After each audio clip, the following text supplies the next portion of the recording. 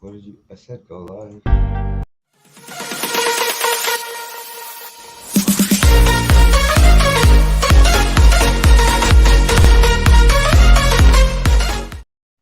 Welcome to the Vegas Benchwarmer channel. My name is Eric. He hate me 702, and as always, we got my boy Jeremy with a G. And we got a special guest joining us, returning. We got another one coming later, but right now we got a special guest. Go ahead and introduce yourself, boss. Thank you. By the way, first of all, thank you for having me again on the show. You guys do a great job. You guys are awesome. You guys are. I mean, when you guys go on live on Saturdays, I always tune in. And man, you guys bring it every day. And actually, my name is Nathan. I'm from the NR Sports Show. Go check us out everywhere. We're on every platform. And we actually had Bashuad Breeland, the special guest. Actually, we have. I'll say it now. We had Bashuad Breeland on our show also. So. He's the guy who's coming on tonight on this show. But yes, I'm from the NR. We're on every platform, and I also work for GSN and FanDuel everywhere. So I'm everywhere.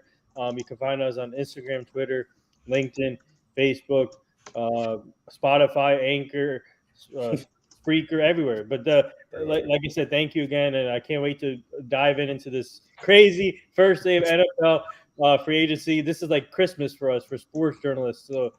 We get to live into this amazing dream of ours. So, thank you so much. By the way, yes, he did have Bashuad Breeland is joining us. I am so excited. If you do not know, I am wearing the Super Bowl shirt from when they won the Super Bowl. Not only just that, big shout out to NR. He's the one that hooked us up. Without him, this would not be possible at all. So, of course, we had to have him on. I so appreciate this. Like, I'm shaking. I am giddy like a kid in a candy store right now. I am ready. Let's go. I was so happy. Just seeing him say he's seen my Instagram post got me giddy. So I was so happy. Well, he saw it, huh? Mm-hmm. Yeah. Well, he saw that and then the message. So I was so happy about that. So happy about that. Jeremy, you know what? We're gonna let you start off. Eric is like a kid in a candy store right now. I'm beyond a kid in a candy store. I'm like, there's a lot of words I could say. There's a lot of things I could say. Jeremy, start it off. How do you feel about Jimmy G? Let's go. Go ahead and start. Look, I'm not like all these other Karen Raider fans on Twitter losing their minds. I don't mind it. Like, he's played in McDaniel's system before, so he knows the system. Yes, he has health problems, and injury issues, and whatever. But the way I look at it is, we got him on a pretty good contract. And if he sucks next year, I like the quarterback class more next year than I do this year. Caleb Williams, Drake May, get the other one, but I like that quarterback. So I'm a Raider fan. I don't care. We've been a crappy team since I was born in '85. So what's another year? Let's just build a defense this year. Yeah. Get a good defense going forward, and then we'll address the quarterback position next year. Nathan, go ahead. What do you think, boss? What are your thoughts on it? Yeah. So my thoughts is I love this move for both sides because like Jeremy said, he reunites with Josh McDaniels going back for the New England days, and I feel like now in the second year with Josh I know it was a struggle for you guys the first year, but Josh McDaniels will now have experience coming into the second year of his coaching career, coaching with the Raiders. But now he has a familiar face coming back with him. So I feel like the offensive scheme will obviously be towards Jimmy G, and they need a lot of. I think they need more wide receivers and offensive weapons around Jimmy G. Obviously, you guys have Devontae Adams and Darren Waller, but you know how Darren Waller has injury issues. I feel like you guys need a tight end, a backup tight end, a blocking tight end. So if you can surround these offense pieces with Jimmy G, then you'll be fine. And obviously, you got to build up your defense again. I love Max Crosby, one of my favorite players to watch right now in the league. So if you and by the way, James Bradbury, I think you should seriously consider James Bradbury going to the Raiders. I think you guys should invest in him. He's a heck of a player, obviously being in the NFC East. Yeah, I love this move for Jimmy G and the Raiders, and congrats to Jimmy G. He deserves it. I'm hoping he stays healthy. That's a big question that the injury issues. But if he stays healthy, he should be fine in Josh McDaniel's system. So, yeah. Okay. I can't. I mean, I'm gonna be 100% honest. As a Chiefs fan, the Chiefs fan coming in here, I don't want to see Jimmy G in a Raiders uniform. That to me is scary because Jimmy G as a starter, when he is healthy, is a winner. Point blank in the story. The problem with that is health. So that's a big question mark. I think, of course, with Jimmy, what you guys were talking about is, can he stay healthy? The likelihood of that is no. Not saying that he's going to miss a whole entire season, because he hasn't done that a whole bunch. He's done that basically, I think, 2 times, or he's been significantly injured. But when he's not injured, they're good. They're either in the NFC Championship, they're in the Super Bowl, they're a top team in the West, or in the NFC West. This is dangerous, having them with those skill weapons. He's not a guy that's going to go out and win you a game. He's not a guy that's going to put the team on the back and say, hey, we're down by 20-something points, I'm going to bring you back. But he's also the same guy that's not going to lose you a game. Nope. He's not going to throw you an interception. He's not really a game manager. I know that gets thrown around a lot. To me, he's not, more or less because he has that arm. He has that, but he just makes the smart play. That's the big thing to me is he should have a Super Bowl ring, but they decided not to run it. And I'm thankfully happy that they decided not to run it anymore. Did he miss that pass to Emmanuel Sanders? Yeah, I could see that. I've always said he only had to make 2 passes.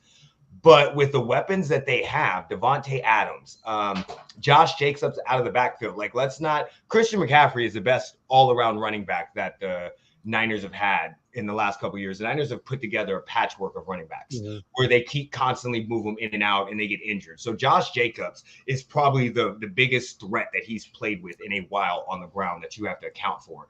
And then with Devontae Adams, Hunter Renfrow, I think it's going to be fabulous. Defense, you guys are going to need to work on that. Me and you already talked about that off the air, Jeremy, because you don't want to get into shootouts with Jimmy G as your quarterback. But it's scary. And the contract, oh my God.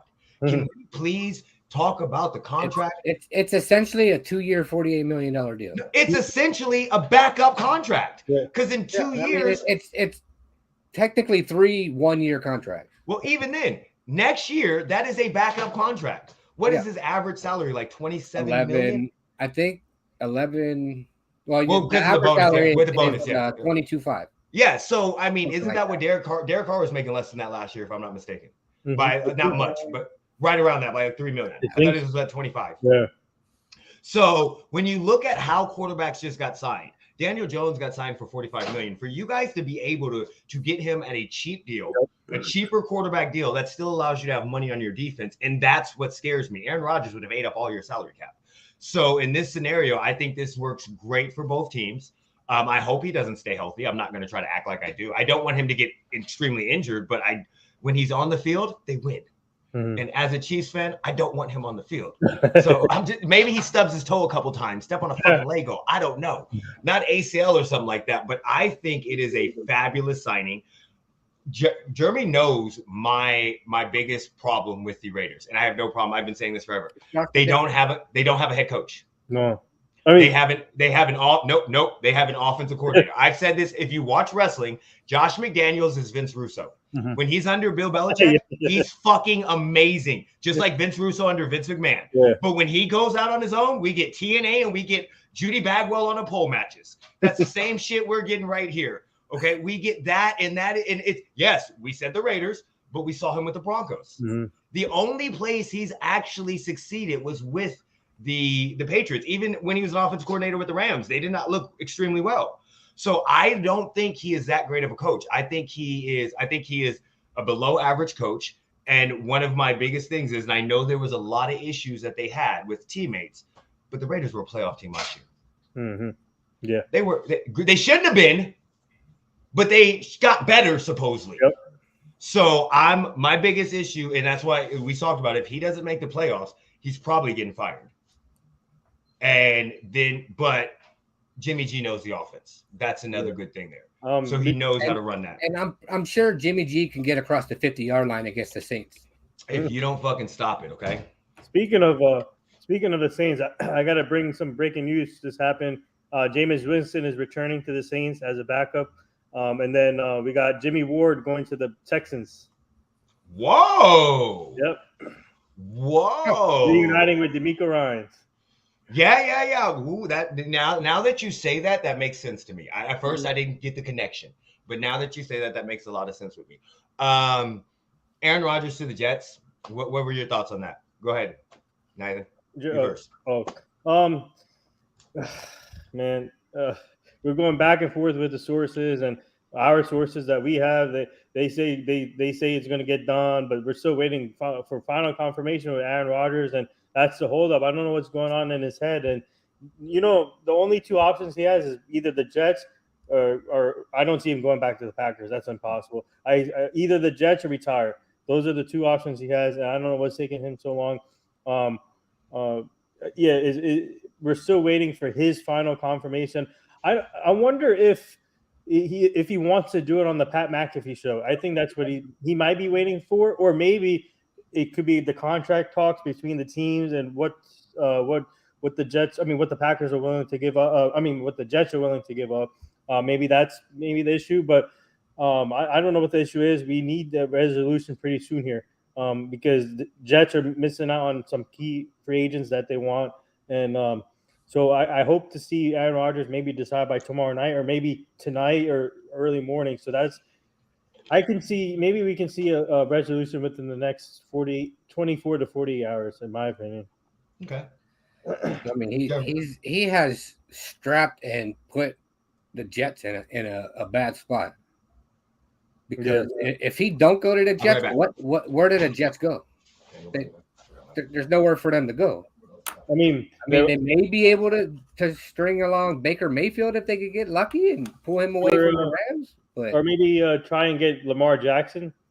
But I think that whole Lamar Jackson deal is Baltimore is wanting the other 31 teams to do their work for him. Yeah, because they're going to match anything that anybody offers him. So what team wants to go into negotiating with Lamar Jackson knowing that they're eventually not going to get him anyway? Mm-hmm. But, I mean, with Aaron Rodgers, the Jets really have nowhere to go. Okay. False. There's still a guy named Lamar Jackson that nobody is talking about. Well, everybody's talking about it, but not 31 teams don't want to do the work for Baltimore. Baltimore should do their own damn work. This is the issue I have with the Jets. Everybody keeps saying the Jets are in trouble. The Jets are in trouble. The Jets are in trouble. They're losing out on great quarterbacks. I agree with Anthony Price. Rodgers just wants the spotlight. You know how I feel. Rodgers is Kyrie Irving weird. So this is not surprising to me. But at the same time, I don't think the Jets are really messing themselves that bad. Like, I think they're missing. If they don't sign Rodgers, where are they going? Dog, with Mike White, they almost made the fucking playoffs. They got rid of Mike White. But just stop and think about this. So they have with Mike White. Wilson. Okay, but with Mike White, they almost made the fucking playoffs. So you just need to get a quarterback that's better than fucking Mike White. With Aaron Rodgers, they're a Super Bowl contender. Possibly. I don't think they are, because I think it's going to be on the downcline immediately. But that's what people are saying. Hell right now. I'm not. I'm actually not. That's what people are saying. Second thing, but yes, they miss out on Aaron Rodgers. I'm not drawing any conclusions of what quarterbacks are available. But if they had an average fucking quarterback last year, they make the playoffs. Mm-hmm. Do you see what I'm saying? So the reason why they didn't make the playoffs is they had bum-ass Zach Wilson. So in this scenario where everybody's like, oh, I think the Jets are understanding very similar to what we are. It's Rodgers or maybe a bridge quarterback, somebody that they think a game manager that they can maybe grab. I'm drawing blanks of who I can get right now. But you just needed a halfway decent quarterback, and they possibly would have been in the playoffs last year. They lost Mike White to the Dolphins. Well, that was smart of the Dolphins. Oh, my goodness. Who's available for the quarterbacks?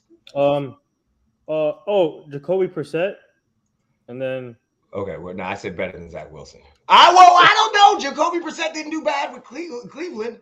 Yeah, he did pretty good actually. Yeah. But he did horrible with the Colts. If you want to go, see, that's the problem. There really isn't none. But even right now, there isn't none. Who they're gonna get? But that's what the whole argument is. Who they gonna get? If Rodgers don't go there, who are they going to get? Oh, no, I'm fine. I'm fine. I know, Jeremy, the look on your face when I say these names, but I'm good. I'm You're about to say some dumb shit. I'm 100% good right now. Okay, because right now there is still out in the thing. You still got Carson Wentz, Marcus Mariota, Baker Mayfield, Teddy Bridgewater, Tyler Heineke. Tyler Heineke might not do bad with them. Yeah, Taylor. See, Anthony's on the same scenario I am. As soon as I saw Taylor Heineke, he might not do bad with the Jets. That might be a good. Again, Rodgers is the key. But if they don't get him, how much better do they really need? And they get Bryce Hall back. Breece Hall. So how much they add? They should add a running thing. So they just really need a game manager. So I'm yes. If they don't, but you think Derek Carr is fucking trash.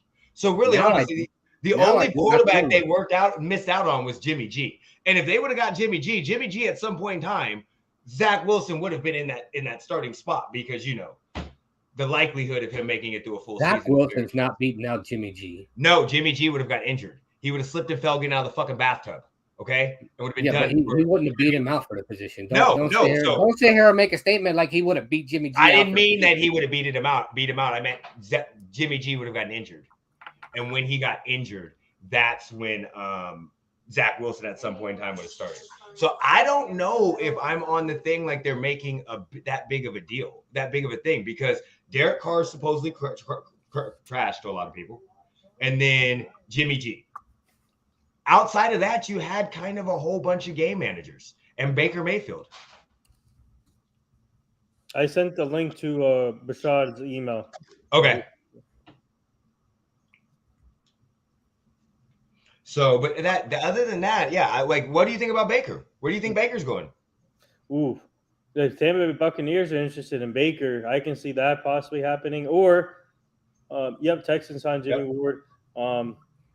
Either the Buccaneers, or I can see maybe going back to the Rams, whatever happens with Stafford, because I know the Rams are trying to blow up their whole team. So they might trade Stafford. So if they trade Stafford, don't be surprised if they bring back Mayfield. Obviously, he did pretty good in the offense with Sean McVay. And I feel like with the Rams rebuilding, I think he's a perfect quarterback to be there for them. What about the Jets? I mean, the Jets that could be a possible backup plan if they miss out on Rodgers. Yeah. And I'm not saying he's great, but at some point in time, he was very good. Mm-hmm. And then his shit went downhill. And it seems like a very similar situation the Jets and the Browns were, where you have a very good defense, very good running back, even though they have the Browns running game is. Y'all didn't know. I know y'all didn't see that, but y'all should have known my reaction. He just jumped in. I just heard the beep. Oh, I just got so excited. Oh, okay. He jumped in? I can see his face down below. So I'm jumping up and down right now. So, okay. All right. So before I have a heart attack and completely freak out right now, we're going to welcome in the guest, the guy that we started this whole special podcast for. I appreciate him so much for coming on. Former Kansas City Chiefs player. He's a Super Bowl champion. He was number 21 with us, got the interception in the Super Bowl. Former Packers, Commanders, Vikings, and he is still looking to play in the NFL. So without further ado, here is Bashuad Breeland. Welcome. My guy Bashuad, long time no see. I know, right? What up? How you doing, boss? I'm doing good, man. I'm doing good. Glad to be on here, man. Yeah, we're trying. How y'all doing?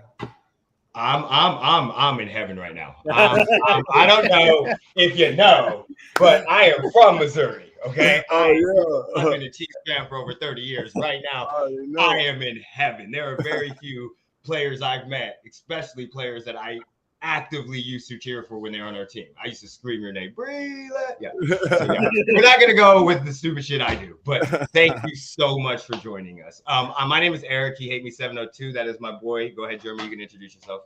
My name's Jeremy, but I introduce myself as Jeremy with a G. With a G, Jeremy with a G. My best friend is Jeremy Carter with a J. With a J. Okay. All right. So how's your day going today? Going pretty good? It's going pretty good, man. Blessed and highly favored. I am fucking starstruck right now. Oh my Hey. God.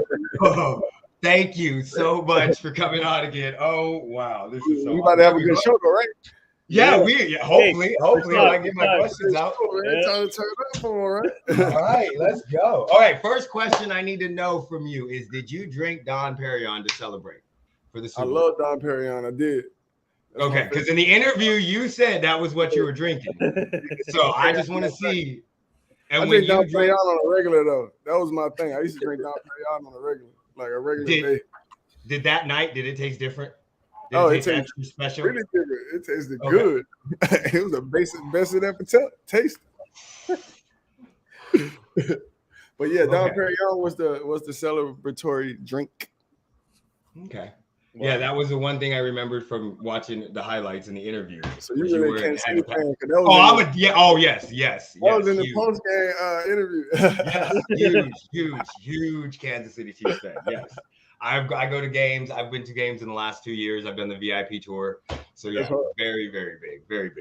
Yeah, all right, Jeremy, you can ask the question because I know you're getting mad. You see, he's the enemy over there. He's wearing. Get mad? Why would I be getting mad? Look, I only get mad when Eric talks about Derek Carr. Oh man. Let's see. How did you first get introduced to football? Me? It's an ironic story, right? Like I was growing up, I used to get in a lot of trouble. Like used to get in a lot of fights growing up, this and that and third. I had these friends, man, and I started hanging with them. Just rake ball. Like so when I started hanging with them, they persuaded me to come out and try it out. So when I tried it out, it was like I understood that I could hit people and not get in trouble. I can release my anger. You feel me? Out there and not get in trouble for it. So I started like using it as a anger mechanism, and then I fell in love with it. Fell in love with the game for real. Nice. Did you ever think that when you started playing and you fell in love with it, that it would take you this far? Nah, I was playing it by chance. I was really playing the game by chance. I was learning. I was always in the learning process. To be real with you, each and every year, trying to figure out the game. But I never really thought it'd take me this far. You know, a lot of people really don't think a sport would just change life as it did. But I don't regret nothing that I've been through with this game. It brought a lot of things, a lot of people, a lot of relationships. It was a great experience with this game, but it's not what I dreamed of it to be. It was way more. Okay. When you caught that Super Bowl, the interception in the Super Bowl, did they let you keep the game ball? Yes. Yes. So you have the game ball to that catch. Okay. Now, how did that feel? This is like, you don't have to answer this if you don't want to, but do you get like contract money, bonus money for catching interception in the Super Bowl? Nah. It depends if it's already written in there. Yeah, but if it's not written in there, it's not really no accolade. It's more so for the fans. No, that is an accolade. Yeah. For real, though. It's nothing to see the work you put in. But that interception, it was surreal. It was like, how did you throw that? It was so easy to the point where it's like I had to think about catching it. Were you worried because you were like, you broke off. You were like, he was getting hit, he lopped it, and it looked I was like scared that I didn't control the ball before I stepped out of bounds. Like I wish I did try to keep my feet back in bounds. I probably would have scored. It would have been an even bigger play, but I was just so worried about catching the ball. Okay.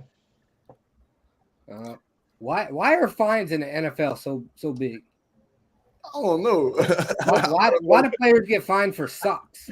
I want to know that too, man. Yeah. I don't know. It's probably really a mechanism to keep structure within the league. I mean, if you can follow the simple rules, is keep the socks and wear the socks right. You really can follow the day-to-day rules and procedures that you need to do to really become a better player. So I understand why the rules. I mean, I had to do that in the military, but I never got fined for it. Yeah, it's different. It's different. But it's like when you got guys who make a lot of money, it's like you really can't tell them what to do like that per se. You got to have rules in place that really show them other than just yelling and telling them not to do this and that and third. Like, some people don't get messages from yelling and all that type of things. You got to take something from them for them to understand. What is the biggest difference from when you played at Clemson to now to playing in the NFL? Like, is it speed? Is it because I know everybody's good in the NFL, even though you played at. I don't say that. Yeah, that's the only difference. Is a plethora of players who really like all at the same type of level. Like in college, like you got some players who the development is not really there yet. So, like it's really not as hard. But the grind is college. Like college is really where the grind is at. Like for real. That's where you're gonna get your best ball. Like really to the nitty gritty of football. Like it's nothing like no word. Like you care about going to the league, but you just in the moment of really playing ball with no strains. Okay. That's the only difference between NFL and college. Mm-hmm. You want it in college. You want it for the purpose of the game. In NFL, you want it for the accolades and the job and the money that it brings. So, quick question on that: do you feel like, because we work, like I'm a banker, I work a 9-to-5 job. Yeah. Are there people in the NFL that that treat it like a 9-to-5 job, or is it more? Yeah, for sure. I mean, you got to really get through.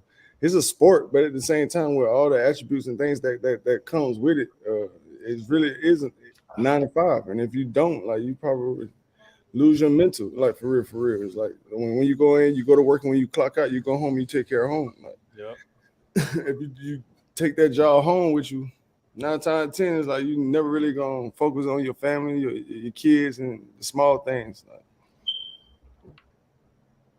okay. So what are some obstacles that you faced during your career? Oh, a lot, man. I faced a lot of obstacles. Man, I got injured. For one, it was injuries.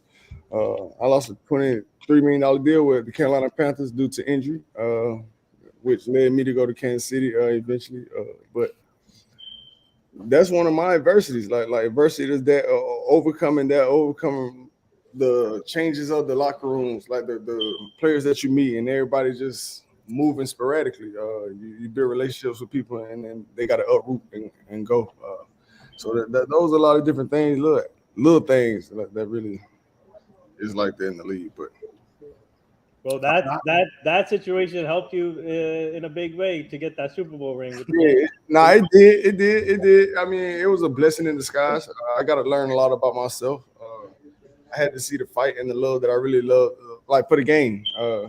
That time is like if I didn't have no fight or no other love, like the average person would have given up, especially when your foot is supposed to be amputated. So it really, to me, I learned a lot about myself. Of course it worked out, but losing $23 million to still losing $23 million, like, yeah, it was tough. I never got back to that, so it was like I was fighting to get back to that deal and never really got to that deal. It was like I done played so much ball in this league, and it's like I never really got my just due. Some of it my mistakes. Sometimes things carelessly happen, like the $23 million deal. Got hurt overseas. Like that stopped me from getting my moment.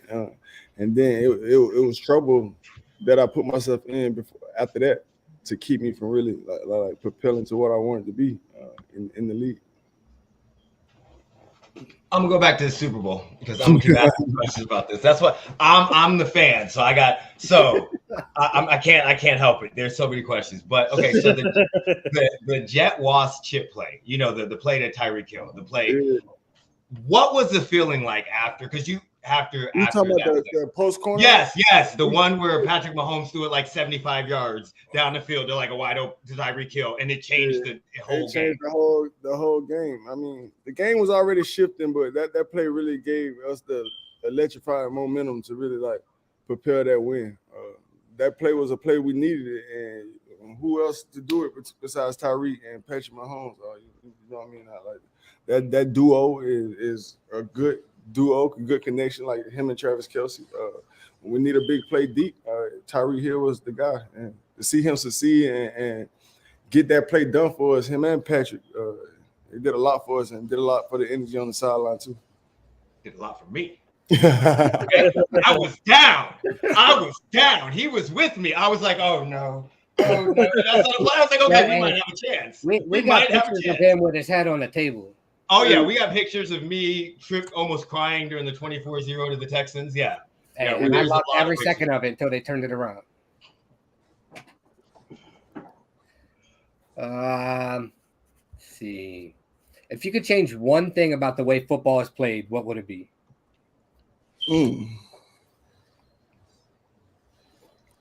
One thing that I would change about football, at what level? You talking about period? Just the game period?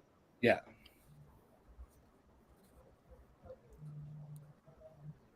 Oh no, that's hard because it's like if you take certain things out or you change anything, it really changes the dynamic of the sport. You know, I don't really feel like the sport really like if you change too much about it, it really doesn't have the same meaning. You really appreciate it the same. But I would change the rules, man. I'll put physicality to come back, and even the playing fields on defense and offense. So, like defense, like talent really can show if you bring the physicality back. For real. So are these roughing the passer calls getting a little out of hand? I would say so. I mean, but you got to protect the quarterback. They really like sitting ducks back there for real. So it's like I don't see nothing wrong with the rules gearing to help quarterbacks stay healthy because they got a hard job and it's like they don't really not used to getting hit all the time and a lot of those blindside hits really do hurt. So I amend them for the rules for the quarterbacks.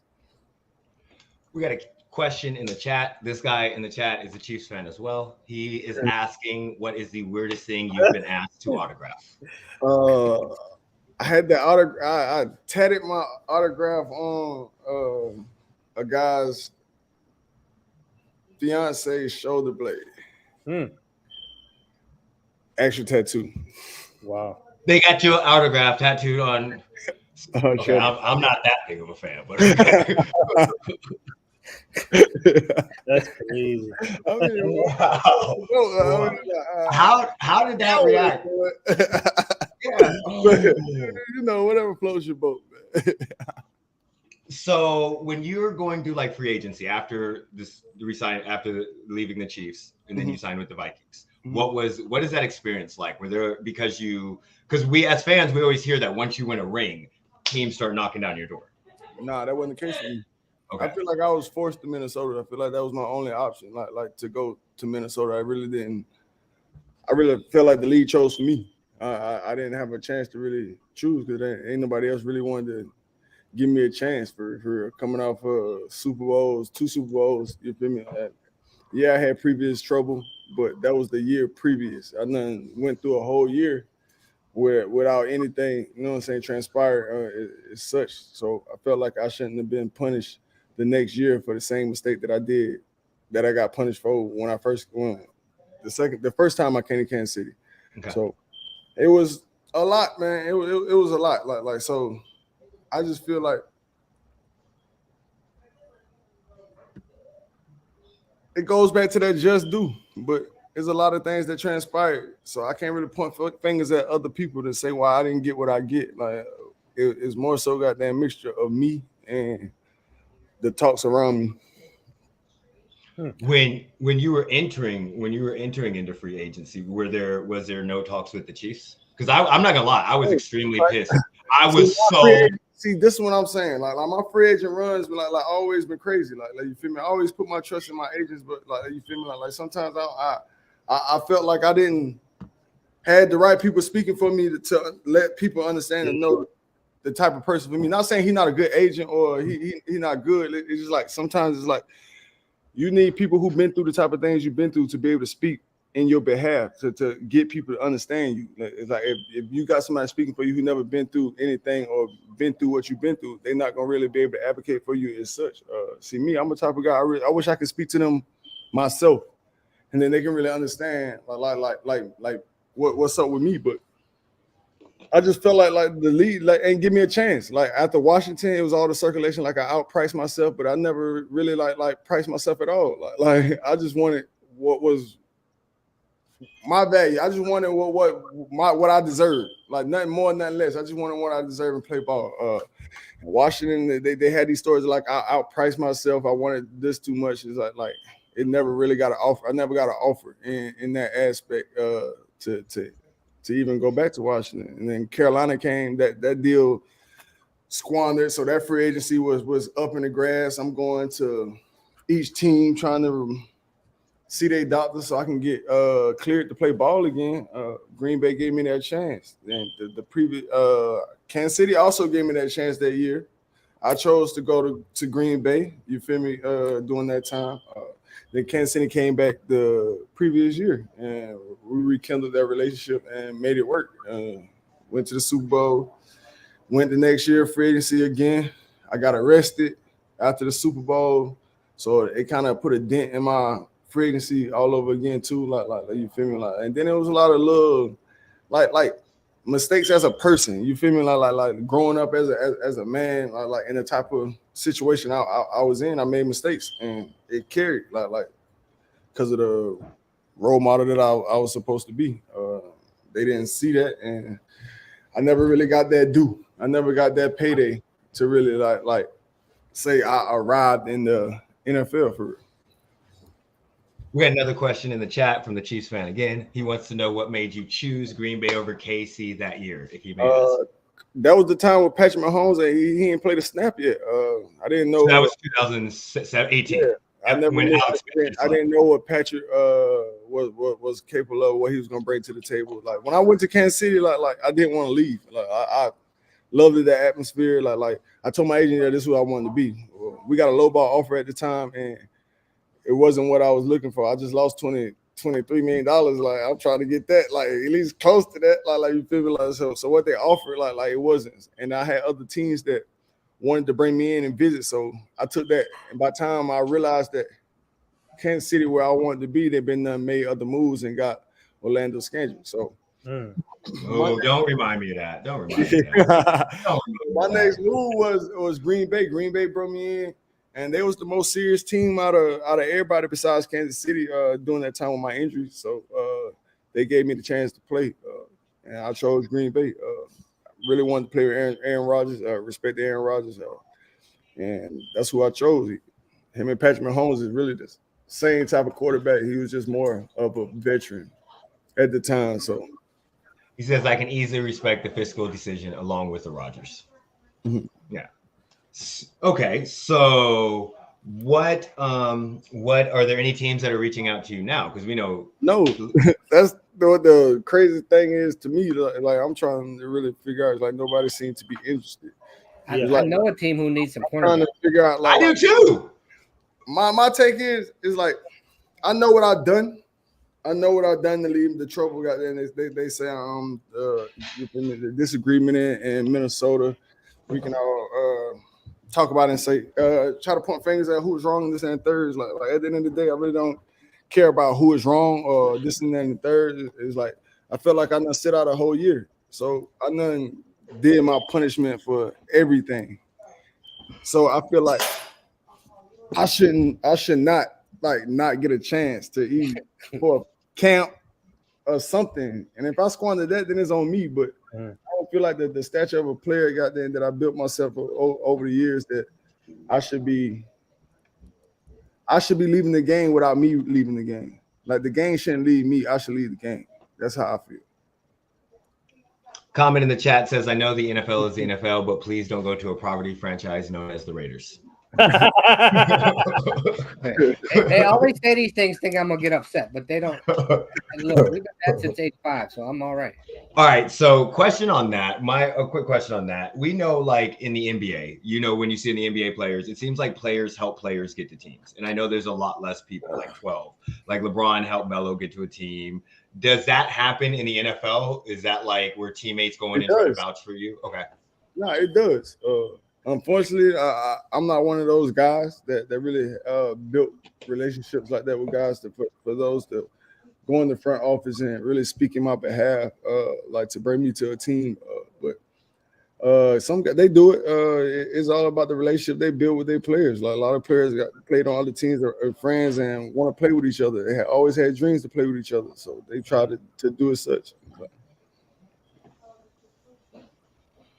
Nathan, you got anything you want to add? You haven't said nothing. I'm sorry. Bashuad already knows us because we had him on our show, and he obviously he recently announced that he's planning on coming back on our show. And Bashuad, I know that you.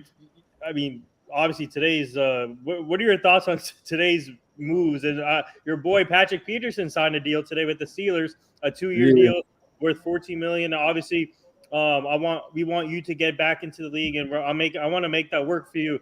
But talk about the money that's being handed to these players so far today.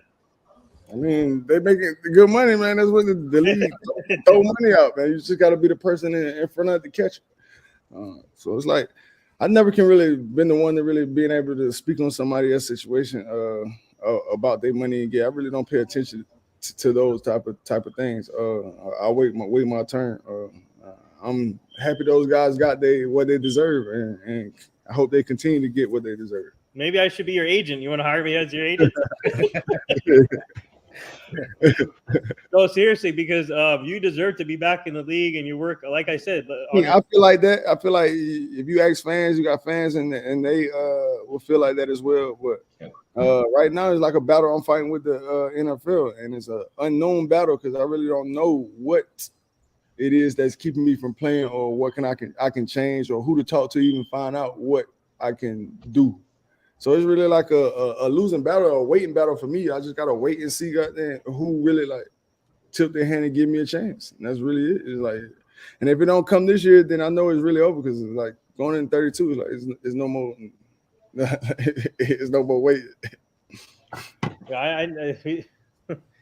Guy in the chat says, I genuinely hated to see you leave KC and would love to see you. I didn't want to leave KC. That's the thing. I didn't want to leave KC. I wanted to come back to KC. But I that didn't work out. That didn't work out either. Like we didn't get the offers and nothing. It was like they just let me go my way. It's like I'm not sure. Like honestly, I can't really speak because I didn't have the one-on-one conversation with them, so I can't really say. I'm only going by what was told to me from my representation. What about like I don't know if this is like the XFL or has anybody reached out to them? I didn't get a chance to them. It's like I don't know, bro. Like I mean, the time when they first told me about the league, I wasn't hearing it. Like, I wasn't hearing nothing about no XFL. I wanted to play ball. I want to be in the NFL. Like I've been in played the highest game in that league. Why would I want to go to something else that you feel me? That don't even not even at that level yet. So I never saw the NFL. Like when they first came out with the XFL, I wasn't paying no attention to it. I was trying to get back in the league, but I wasn't vocal about being back in the league. I was just letting it happen. If it happened, it happened. If it didn't, it didn't. Because I was really enjoying the time of really like finding myself, getting back to myself, understanding me and what I like and what makes me happy. And it's like once I got to that, now I understand. Like I can love this game again. I can go back and I can correct my wrongs. I can really like be that player that I was to be. But you go through things, and a lot of people don't handle things like others. And me, I was one. I lashed out. Like I wouldn't say lashed out, but I wasn't myself. Like so, I just had to learn from it and get back to myself. I think all of us do that. I mean, I'm 41 years old and I'm still learning how to do shit. Like I'm still growing up. So I can't imagine if I was in your if you go through like as you're younger, you make stupid mistakes, but they just don't get held against us as bad as they get held against you. But yeah, I couldn't be in his spot. My mouth is too big. Yeah, I've made too. I came from Allendale, South Carolina. You feel me? I had a high school coach, Wayne Farmer, that put his hand around me, got me into school, but I can't really say I had a lot of people who really gave me guidance. It was more so a lot of people ran away from me, you know what I'm saying, from my immature ways in the beginning. And a lot of people just didn't reach out. They probably didn't know how to reach out. And I wasn't one to reach out to nobody to ask for help either because I didn't trust people. So I just learn from my mistakes or make mistakes. And if I do things and if I get in trouble for it, then I learn, I can't do that. And then I do things, and if it work out, all right, I'll build off of that. But I just never had been the one to ask nobody for help. Yeah. I think all of us can understand that. That's the truth. Yeah, that's real right there. You've been in the Washington team in the NFL. I'm not going to deal with it. Is there facilities as bad as everybody says it is? Like, is it really like a dumpster fire organization? Okay. I'm not seeing better. You mean you feel me? But see, that was my start. So that's all I knew coming in the NFL. It's like it took me over time to go to other teams and really see their facilities to understand. Like all right, it's levels to this. Who would you say had the best facilities that you've been to? That I played in? Yeah, played for. I like Green Bay and Minnesota. They would probably have the two best facilities all around. How cold does it get in Green Bay when you're playing out there? Oh, it was cold. But I didn't have a snow game in Minnesota. I mean, in Green Bay. I didn't get a snow game until Kansas City. That doesn't even make sense. It seems like you should have. Exactly. That don't even make sense right there. Like I thought it snowed all the time in Green Bay. Nah, it be snow, but not like that. I know we got a snow game. It be snow on the ground, but it didn't never snow during the game. Since while I was there, I was there for a year though, so I got good weather. So, what are some of the hobbies that you have outside of football, like that you like to do for fun? I love music. I love playing basketball. I love making music. I mean, bro, I just like being. I don't know. I just like fun. Like I'm weird. Like I have moments where I want to turn up. I have moments where I want to be to myself. I want to be in the house and watch TV all day, or I want to go outside and play with be in nature. It's like I live in moments, so I can't really like explain. It's like it's not momentarily. I mean, it's just in the moment. Like whatever happened in that moment, happened in that moment. Yeah. Okay. I know that all too well. And that probably a gift and a curse, and that probably would get me in a lot of the stuff I get in living in the moment. I make moving decisions, everything at the last minute. Dude, you trade your car in every 2 years. You literally. No, it's every year. I know. Every year. You call me. I got it on a schedule. I got a new car. Whenever it's time to register, he's like, you know what? I don't want to do this. I'm just gonna trade my car. You get a new car. For real. Who would you say was your biggest role model in sports growing up? I love Sean Taylor. That was my favorite DB. Him and D'Angelo Hall. Those two. I really modeled my game after those two a lot. And Charles Tillman. D'Angelo Hall, man, that dude was so good. I mean, it's sad that everybody just remembers DeAndre Hopkins breaking his ankles, but yeah. No, I was there. Dang, I was there. You were there? Yeah. When that happened, yeah, I was there. How was it wasn't that? like that. How they put it on camera, it wasn't like that. That's what I was gonna ask. Was it because it's kind of Hollywood and they edited to make it look good, but it literally looked like it was revenge. No, it wasn't like that. It was more so his cleats than anything. Okay. Yeah. What is your craziest story from the NFL? Like the craziest thing that you've ever seen happen in an NFL locker room, at an NFL game? I don't know, bro. Yeah, that was you got. I think you got stuck. Those stories be kind of borderline, so I can't really like think of one on the dot that'd be cool for me to say like that wouldn't like bring somebody else in something or you feel me like if I can't do it speak on it by myself, if we got to bring somebody else in, I don't want to do it. All right, chat says I know Clemson can get loud, but what is it like experience Arrowhead's loudness for the first time? It was dope. Like I ain't think it get that loud for real. I know everybody said it's like one of the loudest stadium, but till I actually got there, like, and I would say like the Baltimore game when we played Baltimore in Kansas City, like that game was so loud. Like I don't even think I can hear the defense play calls. Like we had to use signals, like really use signals the whole game. For real. Was that Lamar Jackson's first game? Do you remember? Like that was his first season. I remember that game. It was his first season. That was what? Yeah, that was his. Yeah, he was drafted in 2018. No. This was 2019. Oh, okay, my bad. Yeah, this was 2019. This was his sophomore year, I think. Jeremy, what else you got to ask him? So I got one more question, and You know, I'm a Raiders fan, so I got to get my Raiders question in here. Yeah. If you were the GM of the Raiders right now, what would be the first move you make? If I was the GM of the Raiders and I let Derek Carr exit, I'll be going to get a quarterback. And if I had to choose any quarterback for the Raiders, I would say Aaron Rodgers. I would do everything in my power to get Aaron Rodgers to come over there, teaming with Devontae Adams again.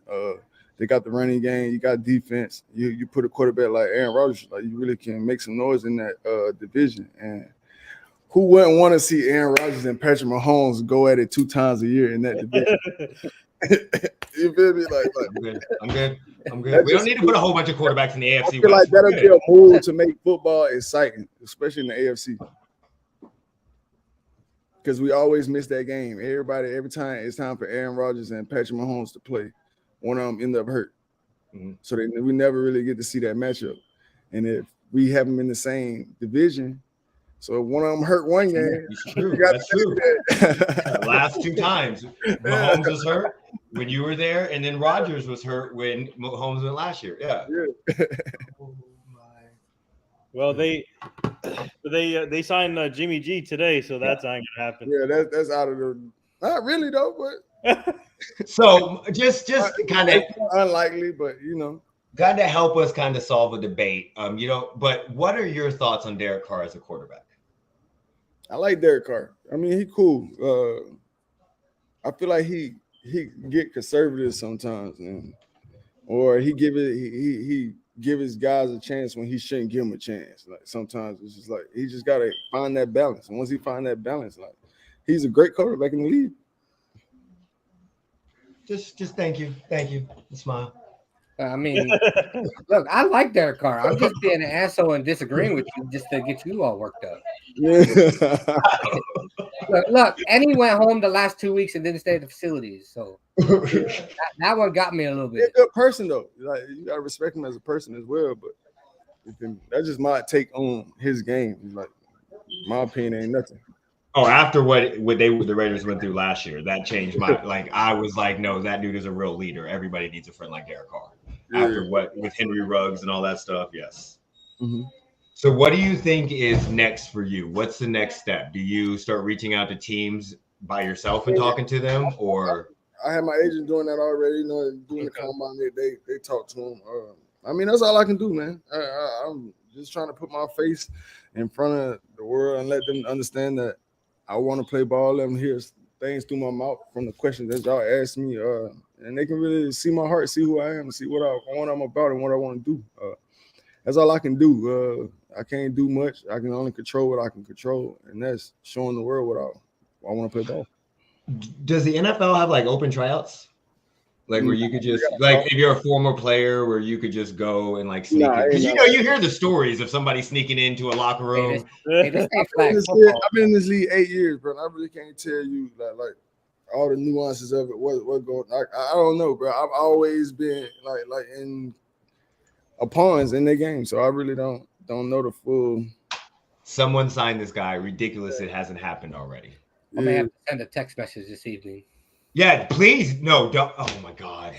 See, I hate you so much and I can't say no right now. So as a Chiefs fan, I was heartbroken when you left. You might hear that from I wanted Rashad Fenton to go. That's the one that I wanted off the team. I have no problem saying that. I was like, nope, he's got to go. They target him all the time. Yeah. I knew he was good, but as a fan, you associate more with the team and you don't think about actual players. But yeah, when you left, I was like, no, why couldn't we get rid of him? I just feel like at that time, during my time in Kansas City, I think they were looking for growth from me as far as being a leader.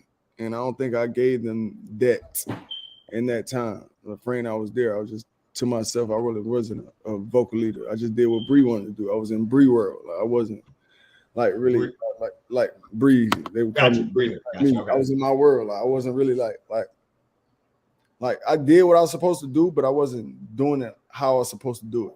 Like you feel me? I can honestly say that about my experience in Kansas City. I was just in my world. If I wasn't so much in my world, it probably would have worked out. Like they probably would have brought me back, or at least we had talks about it.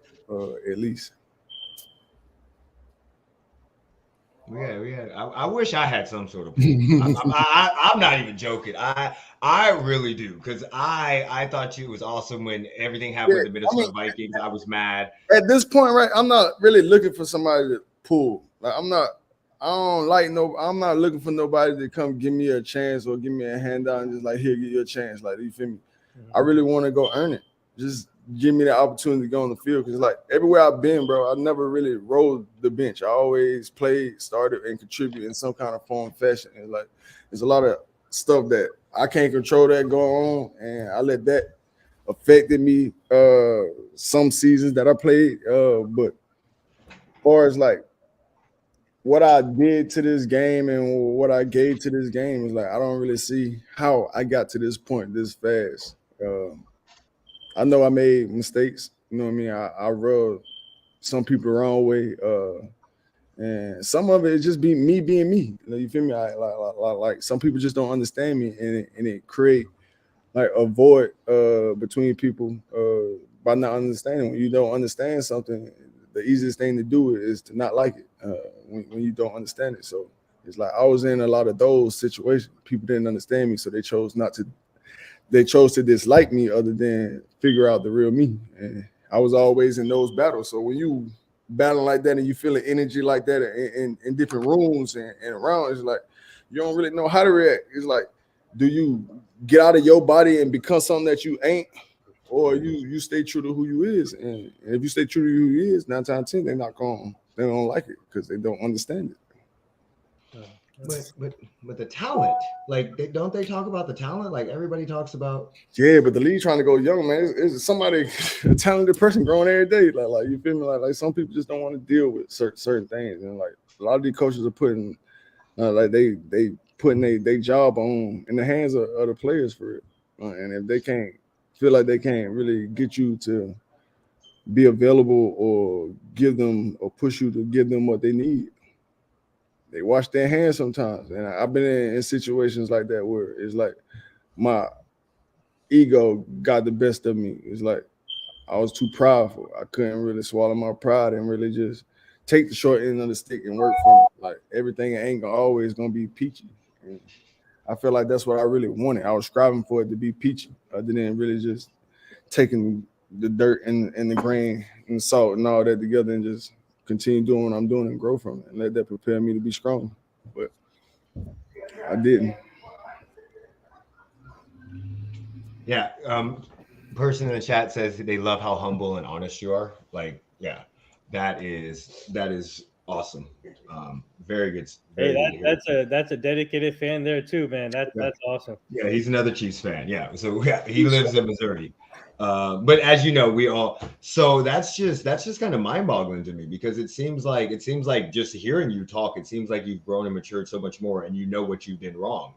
And it seems like any GM or team should be able to listen to what you say, at least give you a chance to sit down for a 5-minute conversation, because you have the talent. It's on film. But it's like when you got so much on, when you got social media and they can just click a button, type your name in, and everything come up. Like it's like they cliff notes. It's like they don't have to go in and do the hard work no more. They go off of that and then build what they build off of you. Not even if you did your punishment and learned from your mistake and you moved on in a positive light, it still hangs with you. Like so it's like my role came from college for real. Like, and it traveled until then. So it was like I never had room for error. I was always in the hot seat. Like when I came in, I was in the hot seat. So it was like everything just added up for me, got there faster than it should align, because I came in hot. Social media is the skid mark of society. Yeah. How do you deal with that as a professional athlete? How do you deal like with? See, like in college, Dabo Swinney used to like he wouldn't allow us to use social media doing football. So I never really got into social media for real. That was always a thing that I got on the off season. And if I post something, I'm posting something, old pictures, old type of something, music quotes, stuff like that. It's like I really don't take it serious. But the world judge you on that type of thing. It's like what you like, the world judge you off of that. It's like anything that you like and you post it, really, they use that to define you as a person. So it's like you really got to watch that thing. And me not taking it Instagram and social media as serious is like I fall in. I take the short end of the stick because I end up saying something that I'm not supposed to, or like something that the people would deem not for me to like, or things like that. And it's like that creates small little issues that shouldn't even be issues. Yeah, they like to go in and see what everybody likes. But yeah, and fans talk like some people say stuff like we all human, bro. Some people say stuff that would get under your skin, and you're gonna respond back. See, but I'm a petty type of dude. Like you say something to me, I'm petty. I just want to get petty. Like I don't even care about what you say for real. It's just that you had the audacity to do it. So I'm gonna show you I can do it back.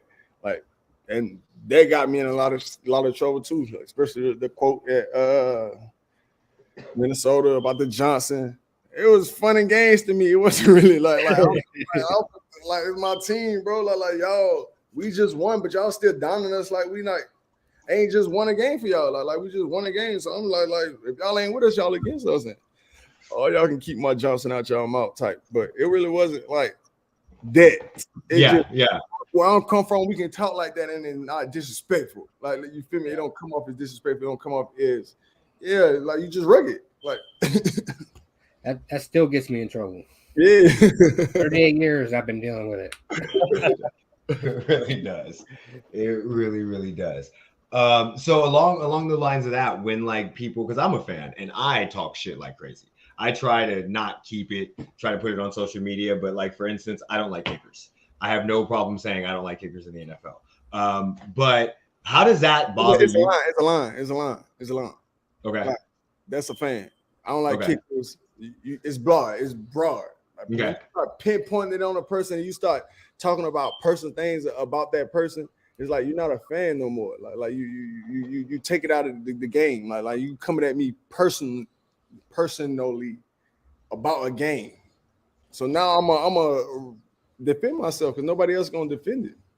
It's like you see all these guys that a reporter say something about them, like they're gonna speak on it. They're gonna come in and address it. It's like, why can't we do this? Why do we can't have the right to do the same thing? It's like, as long as we ain't scratching no line and like trying to beat up a fan or this and the third, I feel like it's harmless debate. If you can come at me like that, I can come at you the same way. And if you can accept it, I can accept it. It should be no issue. We can get off what we got to get off and go our way. Yeah. Yep. Nope. I agree with that. Completely agree with that. And I don't understand how a lot of people cross certain lines when it comes to talking trash. I know as a fan, it's short for fanatic. I'm saying if it's trash talk, it should be able to be trash talk both ways. Not true. Win. Like, you feel me? Yeah. No. You come back at. I would have no problem with that. But yeah, I see how people get. Oh, you make too much money. You should be held to a higher standard when you're just talking trash. It's the world we live in, man. Yeah. What is the worst fan base you've ever played in? Ooh. Who has the worst fan base? Damn. I'll give you a hint. That I played for? No, that you played against, not that you played in a game against. It's the Eagles. I don't like their fan base. They booed Santa Claus, so of course. Yeah, bro. They wicked. They wicked. They do have 2 quarterback openings though. Yeah, they wicked. They do. They do. You would play for them, Eagles? I'm already in the green, guys. Is there any? I'll say I'm open to play for anybody right now. I'm not in a position to be able to like pick who I would play for this team and that team. I take my opportunity and go for it. But the Eagles, I'm a Redskin at heart, through and through. So it'll be tough, but I would be able to get it done. So who's the one defensive player that you would want to play with? One defensive player that I want to play with? I want to play with Minka. The safety, right? Yeah, Minka Fitzpatrick. Him and the other one from Dallas. Michael Parsons? Diggs. Yeah, Michael. Oh, Michael Parsons. Yeah, you want to play with, yeah. Like, if I can have Michael Parsons, Chris Jones. Okay, now you just putting together Chandler Jones. If I had Chandler Jones, Chris Jones, Michael Parsons, I'll take Kendrick at linebacker.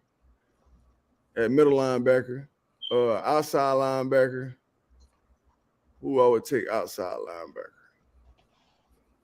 Dang, what's his name? He used to play for is it Bill? He used to play for the Falcons. Oh, he like a nickel, like he played him like a nickel position, like outside linebacker nickel position. I know who you're talking about, but I'm drawing. But I have Evan Neal. Yeah. Kenny O'Neal. Yeah, I have him at one of my outside backers. Minka at the safety, Tyron and Minka are my two safeties. On the other corner I would have on the other side of me. I don't know. I like Ramsey. I want to see what it's like to play with Ramsey. Somebody that one of the corners that they Dolphins league. I would like to play with Ramsey. With Ramsey, yeah, he went to the Dolphins now.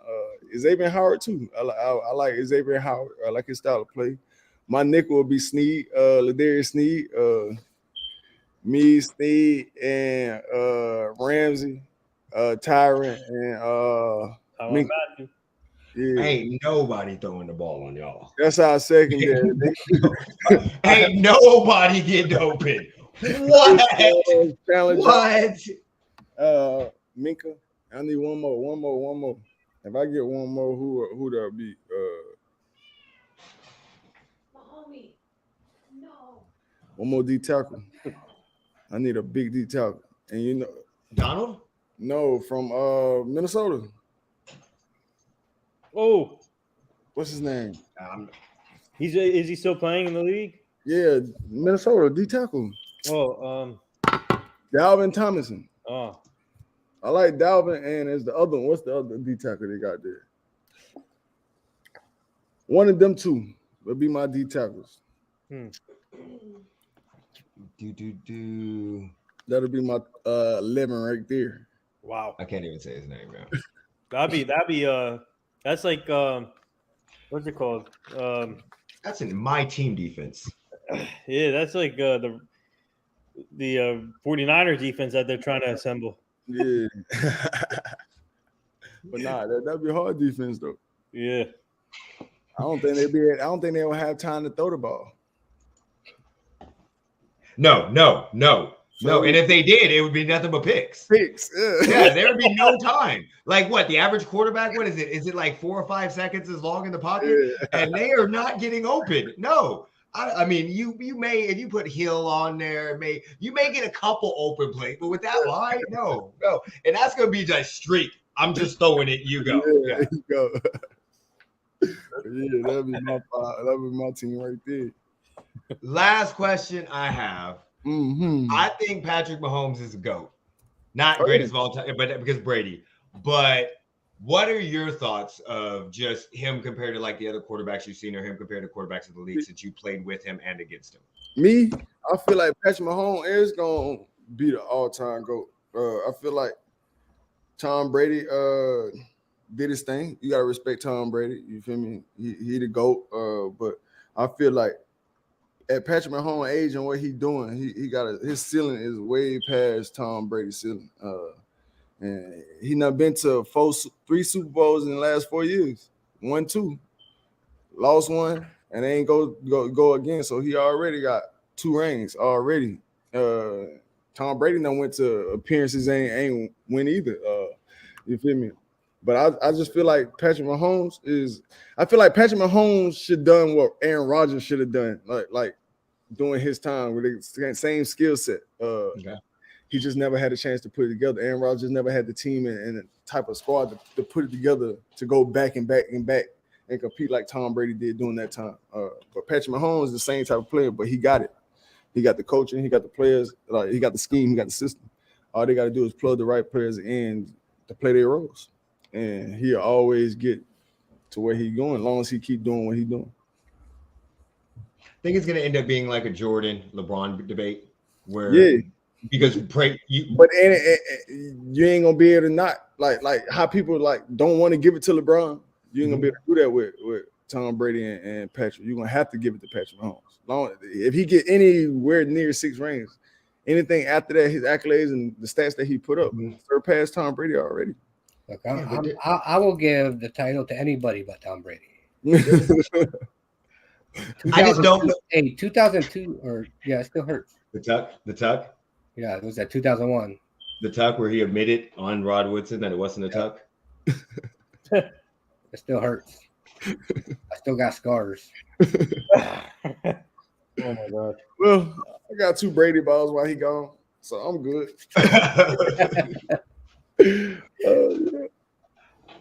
Jeremy, do you have any other questions? I don't.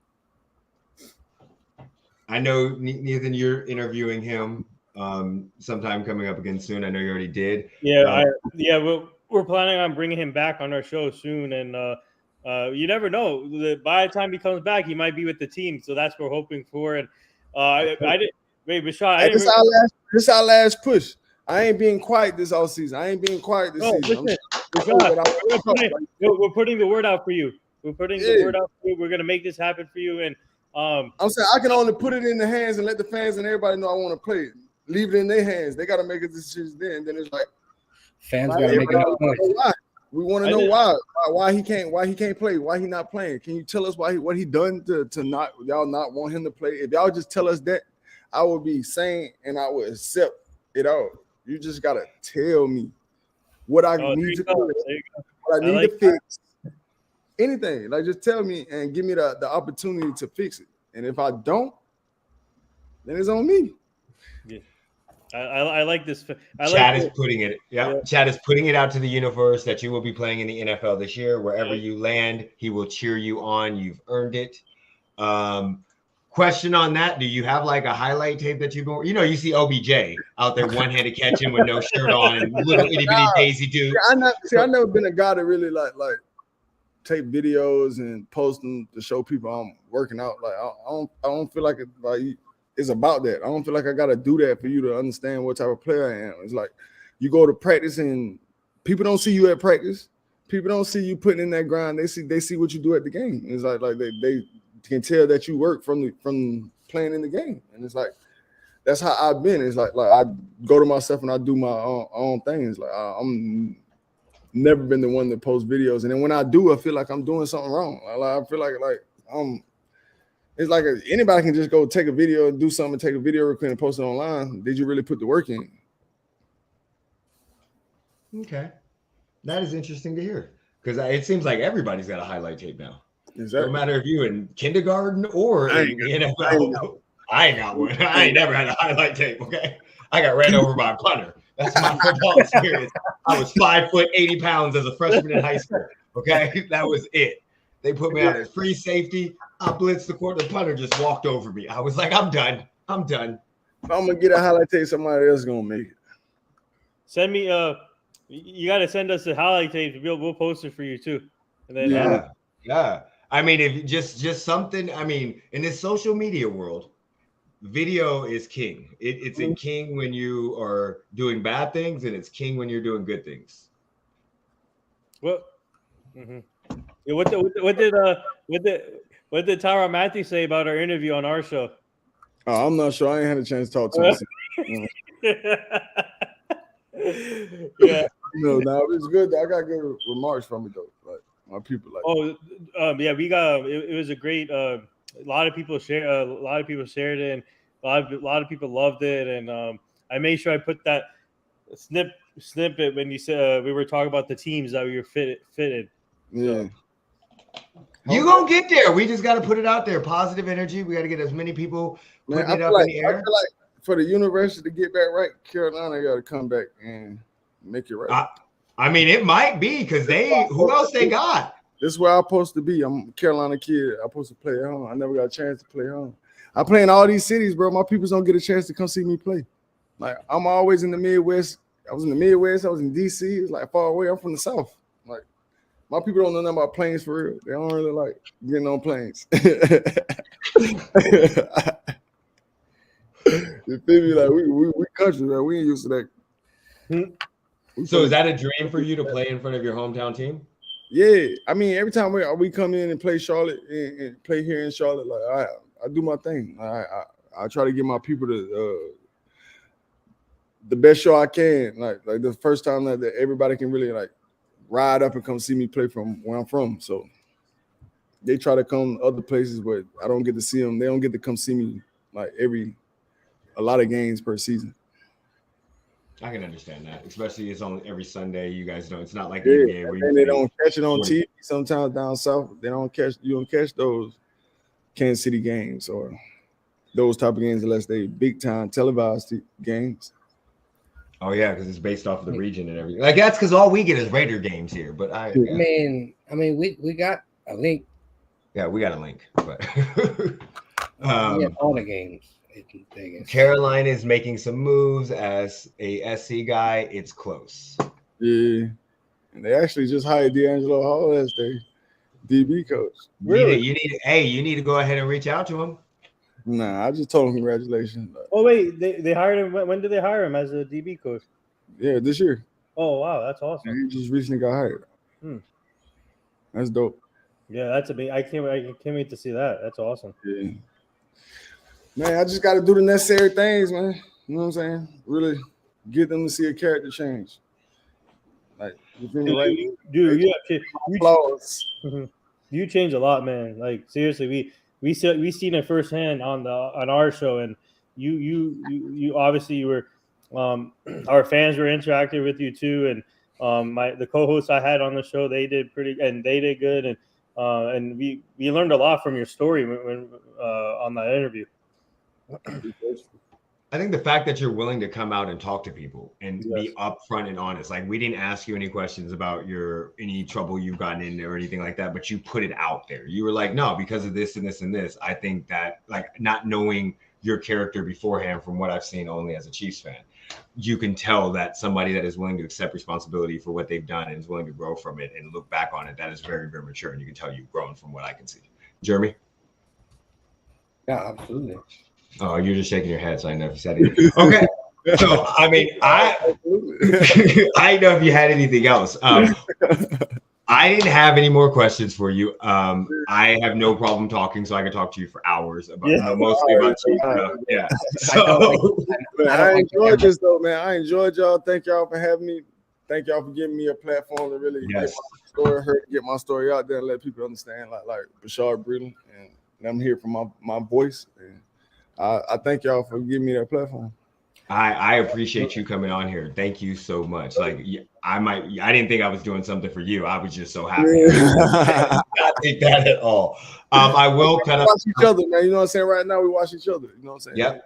So I will edit the video. So we need each other right now. You feel me? No, I agree with you. I'm not going to edit out any of the parts, so I'll just put it up so it's just you, and then I'll have it tweeted out with our group chats and everything over the next couple of days. I know you probably don't pay attention to Twitter much because I tagged you. I've been paying attention lately. Okay. So I tagged you in them. I got that but reposts. Okay. So, but yeah, you'll be tagged in them so everybody knows, and that way we can get it out so you can get your word out. But I appreciate. Baby, you want to come say hi to him real quick? So my wife is also a Chiefs fan. So I actually proposed to her at a Chiefs game, so she wanted to say hi. How you doing? It's my wife, Alyssa. Melissa, Breeze. So I appreciate so much. I know it is. I appreciate you so much. If at any time we could ever do anything from you, you're more than welcome to reach out to us. Don't tell me I can reach out to you because I will not stop reaching out to you. So I don't want to know. So we locked in now, baby. Okay, I'm just letting you know. Like, so faces, you feel me? You can never go back to me not knowing you no more. Yeah, well, I appreciate that so much. It's so great to be known by you. Oh my God, I'm so happy right now. But yeah, I will definitely put this out. If at any point in time you ever want to join the podcast, you're more than welcome to. Even if you don't want to talk about just yourself or you just want to come on and talk. If you want to talk more, if you sign a team and want to come on, you're more than welcome to. I have no problem. I think sign a team, man. I'll come back to talk to y'all for sure. You feel me? Yeah. Thank y'all for helping me get my story out there for them to give me a chance. We gotta do everything we can. We definitely are. Jeremy, you need to make that call. And then I'll send a message. Another Chiefs fan, such a personable guy. Love this. Appreciate you so much. Everybody's gonna love this. Hopefully everything works out for you. Fingers crossed. Yeah.